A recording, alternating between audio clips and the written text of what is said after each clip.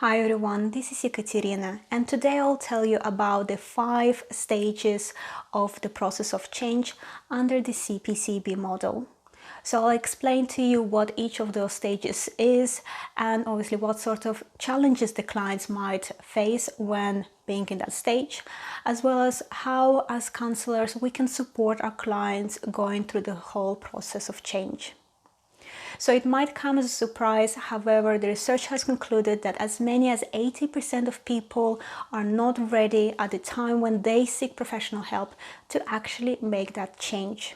So yes, we come to our counselors or therapists knowing that we want something different, we want our problems to be gone, we want to have better relationships with our partners, with our family, with our children. However, quite often we are not yet actually ready to make any of those changes ourselves. And I think as a society, we are becoming a bit more impatient. We want things to change quicker. We want to see the results now, straight away after the first session. We want to already see that whatever we're doing is working. And I think this is one of the parts which people find quite difficult when they start counseling on therapy, the fact that it sometimes takes weeks or months for the change to actually occur or for them to notice some sort of improvement. So people can be quite desperate, they might think something is wrong with them, or they might even lose their whole kind of belief in counseling or therapy and that it can help them, just because the change doesn't happen instantly. So I hope that today's video will explain a bit more the whole process of change and why it does take so much time for some changes to happen. Now, this is obviously different to each individual. Some people can implement changes more quickly than others. But as I said, there are 5 stages that the person usually has to go through. And again, sometimes it takes more time than we would wish for it. So as I mentioned previously, when people start counseling, they're usually in the first part of the change process, and they're either in the stage 1, which is called pre-contemplation, or stage 2, which is called contemplation. So what's the difference between those 2 stages? So if the client is in the pre-contemplation stage, it means that they are insufficiently aware of what is their problem. So they might be feeling upset, they might be feeling depressed, they might be concerned about the relationship problems they have or something that just keeps happening over and over. However, they just cannot themselves understand what the problem is and what is the reason why all those things happen to them. So in such cases, obviously the counselor needs to use a variety of their counseling skills. It's active listening, paraphrasing, reflection, clarification, asking open and closed questions, because they need to get the full story. They need to really understand what happened to the client, what sort of events occurred, how they responded. And even though for the counselor, due to their experience, they might spot the pattern, the recurring kind of habit much faster than the client.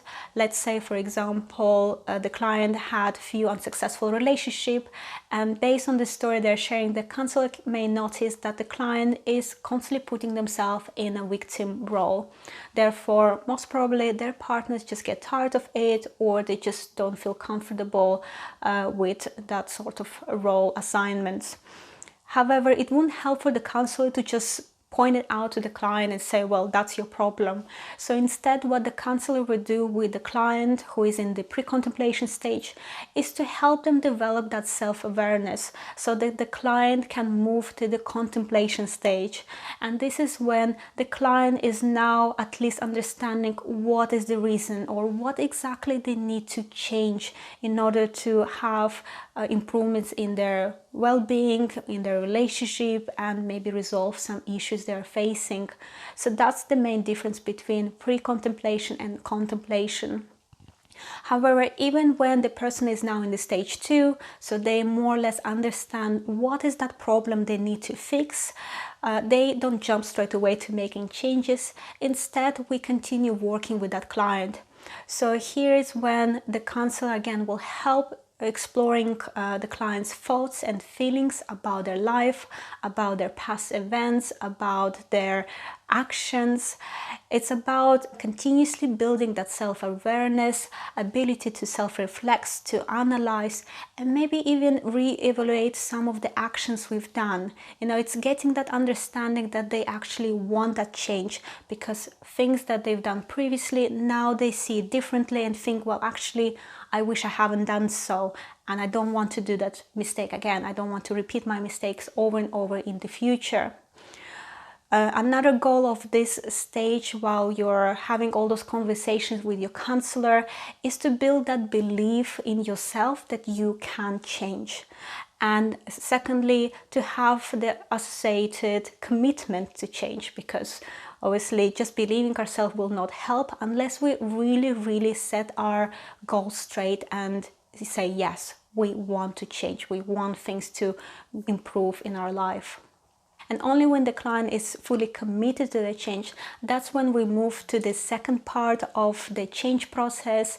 And even though we wish we could just jump to making changes, however, no, the stage 3 is called preparation stage, because it's all about us creating that plan with our client as to how they would want to approach that change. So what sort of steps they can take.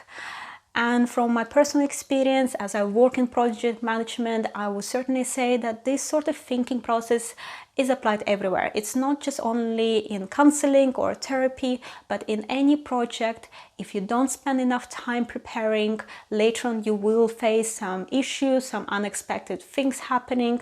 So it's really key to spend some time in the preparation, even though the person might be eager to go and start making those changes. But it is quite important to really think and visualize, well, how do you foresee this change to happen? What sort of conversations you need to have? How would you speak to that other person if you have to finally maybe share the feelings that you've been hiding for many years? And especially in such cases when people have to prepare for quite difficult conversations, it might help them to practice those conversations in the safe environment of the counseling room. So they could even have role plays with their counselor. So certainly the preparation stage is quite key. It's to be prepared for all the things that will happen, and not only maybe to prepare what exactly you're going to do, but also to kind of try to imagine what other things could happen out of those conversations and out of those changes. So what are all the consequences that could occur? So only when the plans have been set and the client is fully prepared to make that change, we are moving to the next stage, which is about taking action. And again, I wish it was very simple. You just make that change, done and dusted, and you can finish your counseling. You have achieved your goal. However, what can happen is that, well, the first plan might not fully work. And then you have to go back with your client, back to the drawing board, back to preparation, and think, okay, well, the plan A didn't work. What is our plan B? What is our plan C? And sometimes it takes more than one take before a client finds the right process to make those positive changes. And certainly the counselor is there to support the client, because we wish everything happened nicely and smoothly, but it doesn't always happen that way. So it is still important for the counselor to be there to support the client so that they can try again. They're a really good source of feedback and helping bounce your ideas with regards to, okay, why it didn't go well? What can we do differently?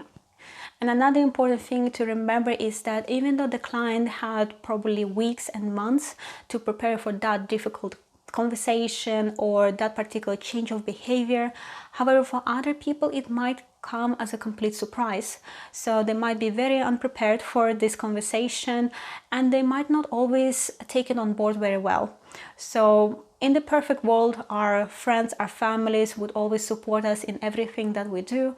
However, sometimes people don't do it. So some people might actually express to our clients that they liked them the old way. They might not understand why suddenly that person had to change. And it's a lot of difficult emotions that the client will have to go through. So again, it's really crucial that the counselor is there to support them and allow them to reflect on those feelings, obviously understand how they make them feel and whether they want to continue with this change. Or maybe again, they might want to just adjust the way they do things, just to make it less painful for other people that they really, really care about. So this conversation can go in so many different ways. And finally, we're ready to go to the final stage in the change process. This is stage number 5, and it's called maintaining the change. Now, this stage is probably as difficult, as challenging as any other stage I've described previously. And it's all about making sure that the client can make that change more permanent and it's sustained. And if they ever feel tired, if they feel stressed, that they don't fall into the old habits. And another important point about this stage is that quite often clients are now by themselves here. So even though some people do counseling and therapy for weeks, months and years, other people only have maybe 6 or 8 sessions that being provided by their insurance provider or NHS. And quite often the counselor cannot support them through all those 5 stages. So it is quite important that we build on the skills with the clients so that they're prepared for that final stage. And certainly we don't want to lose all those achievements, everything they've gained through the counseling. And we want to make sure that they're able to recognize when their things become a bit more difficult and that they stay solid on decisions they've made and obviously maintain that change. So this is something that will stay for them probably for the rest of their life. Just like people who quit smoking, at some point they had to make that decision for the change, and now they're probably still thinking about that cigarette once in a while, but it's still their decision not to smoke anymore.